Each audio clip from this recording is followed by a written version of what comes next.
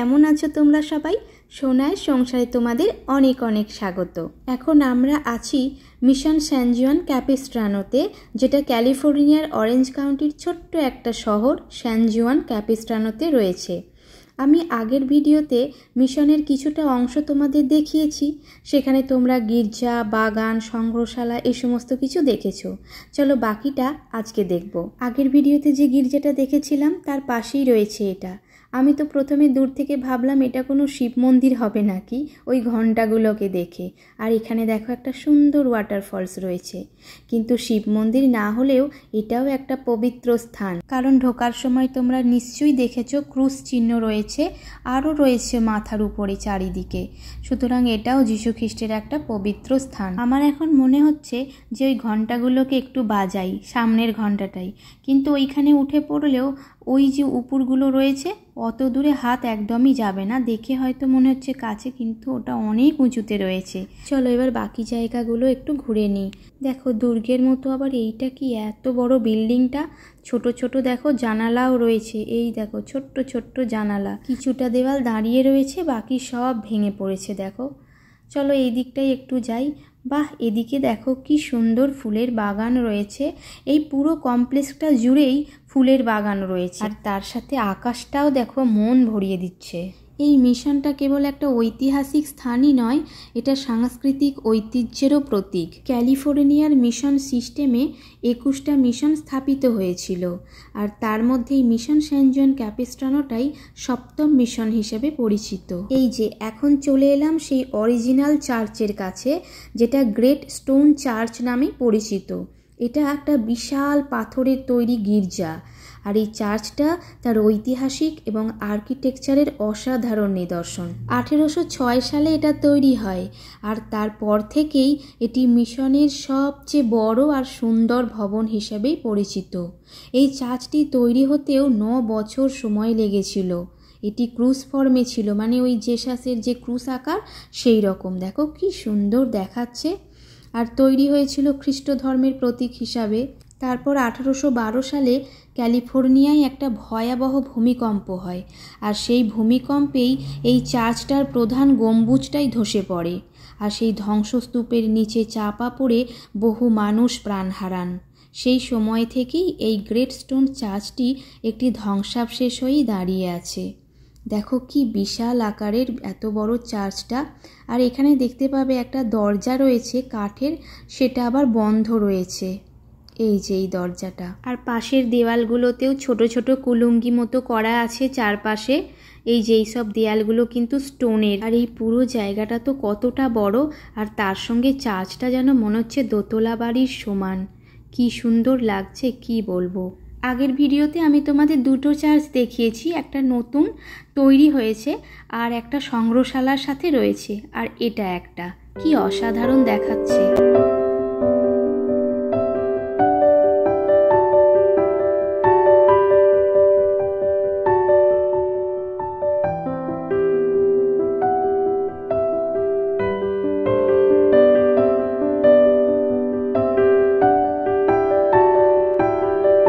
চলো এবার একটু এদিকটায় যাই।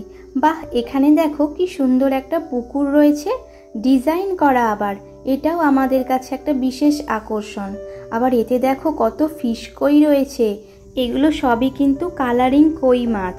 আমি প্রথম স্যান ডিয়েগোতে যখন গেছিলাম তখন এই মাছ দেখেছিলাম।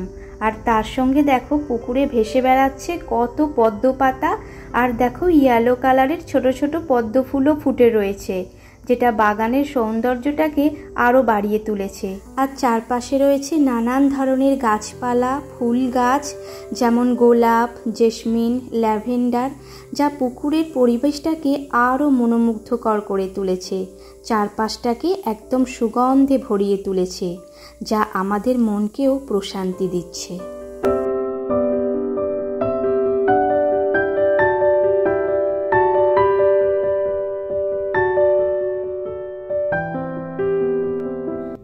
একটা শপে চলে এলাম, এটা ওই সরোবরের পাশেই ছিল। ওখানে অনেক লোকের ভিড় ছিল বলে ভাবলাম কি হচ্ছে, তারপর ঢুকে দেখলাম এখানেই এত সুন্দর একটা দোকান রয়েছে, যেখানে অনেক শোপিস রয়েছে, জুয়েলারি রয়েছে, ড্রিম ক্যাচার রয়েছে, আর এখানেও দেখো নানান ধরনের কাপ প্লেট, এসব বোলের সেট রয়েছে।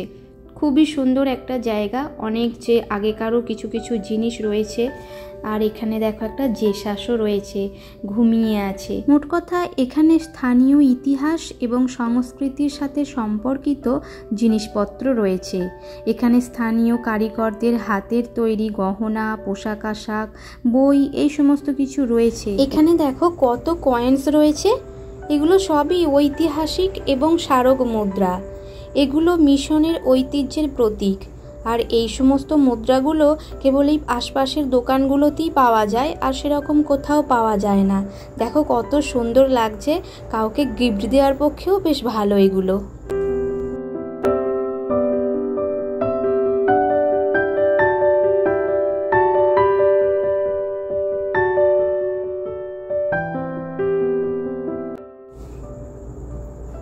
এদিকে দেখো কত কালারিং স্টোন, দেখো দেখো পার্পেল কালারের রয়েছে, ব্লু, রেড, একদম ট্রান্সপারেন্ট হোয়াইট কালারের।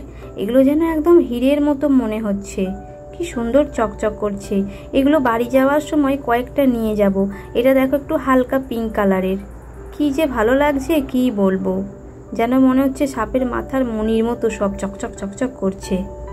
এছাড়াও পাশেও অনেক কালারিং পাথর রয়েছে, যেগুলো এই যে সি বিচে থাকে, সেইগুলোকে আর কি তুলে আনে এরা, এনে এইরকম পলিশ টলিশ করে এইভাবে বিক্রি করে। এগুলো সব কি মানে অনেককে গিফট দিতেও কাজে লাগে।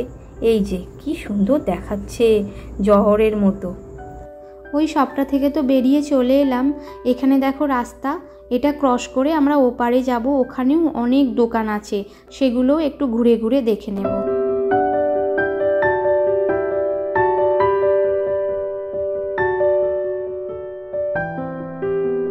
চলো সামনের এই দোকানটায় যাই, কি সুন্দর সাজানো রয়েছে বাইরেটা। এই সমস্ত দোকানগুলো তো বেশিরভাগই ক্যালিফোর্নিয়া এবং মেক্সিকোর সংস্কৃতির সাথে সম্পর্কিত জিনিসপত্রই রয়েছে। তবে এই দোকানটাতে আমার অনেক ভারতীয় জিনিস দেখতে পেলাম মনে হলো, যেমন কিছু জামা কাপড়, হাঁড়ি, শোপিস, কিছু জুয়েলারি, এমনকি ঢোলগুলোও যেন মনে হচ্ছে সাঁওতালি ঢোলের মতো। তো চলো এবার যাওয়া যাক। এই যে গাড়িতে বসে পড়েছি, এখন ভাবছি কোথায় যাব এই দুপুরবেলায়। এখানে তো মোটামুটি সব ঘুরে নিলাম, ভাবছি চলো সামনেই একটা বিচ রয়েছে, সেখান থেকে ঘুরে আসি, তারপরে বিকেলবেলা বাড়ি যাবার একটু খিদেও পেয়ে গেছে। চলো তাহলে বিচের ধারেই যাওয়া যাক। এসে গেছি ডোহেনি স্ট্রেট বিচ, ডানা পয়েন্টে। আর কি ভিউটা নাইস দেখাচ্ছে দেখো এখান থেকে। এই যে দেখো এখানে সবাই রান্না বান্না করছে, আর এখান থেকে মস্ত লাগছে ভিউ, অসাধারণ সমুদ্রটা লাগছে, মানে সমুদ্র যেন মনে হচ্ছে উঁচু। আর এখানে সবাই দেখো ওই ছাতা টাঙিয়ে বারবিকিউ চিকেন এটা সেটা করছে, অনেকে আবার টেন্ট খাটিয়ে বসে পড়েছে। আরে বলছে চিকার মতনই লাগছে না এই জায়গাটা, আর এই গ্রিন জায়গাটা খুব সুন্দর, সব রান্না বান্না শুরু করে দিয়েছে। ওয়াও, এই সি বিচটা মিশনের একদম কাছাকাছিই ছিল, সেই জন্য চলে এলাম। আর দেখতেই পেলে ওখানে সব ছাতা টাঙানো রয়েছে, রান্না বান্না হচ্ছে। এরকম বিচের ধারে এরকম উইকেন্ডেরা চলে আসে, আর ওরকম ছাতা টাঙিয়ে ওর মধ্যেই রান্না বান্না করে। এগুলো তো ওই বিচের সামনেই করে, কিন্তু ওখানে একটা পার্ক ছিল বলে ওইখানেই বসে পড়েছে সবাই। আর এই যে এখানে ফ্রেঞ্চ ফ্রাইস নিয়েছি, আর ম্যাঙ্গো শেক আর অরেঞ্জ শেক নিয়েছি, দুজনের দুটো আলাদা। এখানে সামনে অনেক দোকান রয়েছে, তো ভালোই হয়েছে, আর বসারও জায়গা রয়েছে, চেয়ার টেবিল আছে সব। এখানে খাওয়া দাওয়া করে তারপর সমুদ্রের কাছে যাব। পরিবেশটা বেশ এখানকার ভালোই লাগছে, আর সামনে গানও হচ্ছে।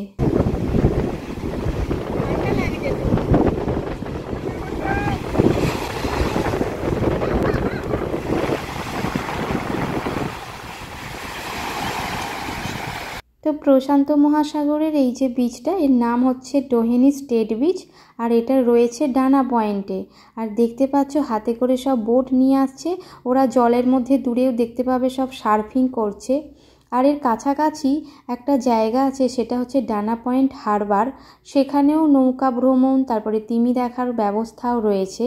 আর এর চারপাশটা দেখো কত সুন্দর আর পরিষ্কার। এখানকার সমস্ত বিচগুলোই খুবই পরিষ্কার।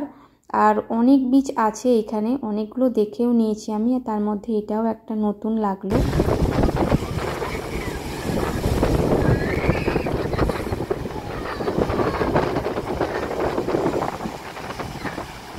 আর দেখো আমি এখানে দাঁড়িয়ে থাকতে থাকতে ওই যে উঁচু লম্বা জায়গাটা আছে ওইখানে উঠে পড়েছিলাম। তারপরে এখানকার যে লাইফ সার্ভারগুলো থাকে তারা দূর থেকে তো সব নজর রাখে, দেখে কেউ সমুদ্রে কিছু হয়ে গেল কিনা। সে আবার আমাকে এসে ওখান থেকে নেমে যেতে বলল, কারণ ওখানে তো অনেক স্লিপারই রয়েছে, যদি পড়ে যাই। আর প্রচণ্ড হাওয়াও দিচ্ছিল। ওরা প্রত্যেকটা মানুষকে খুব ভালোভাবে নজর রাখছে। ওই যে ঘরটা রয়েছে ওখান থেকেই ওরা দেখছে।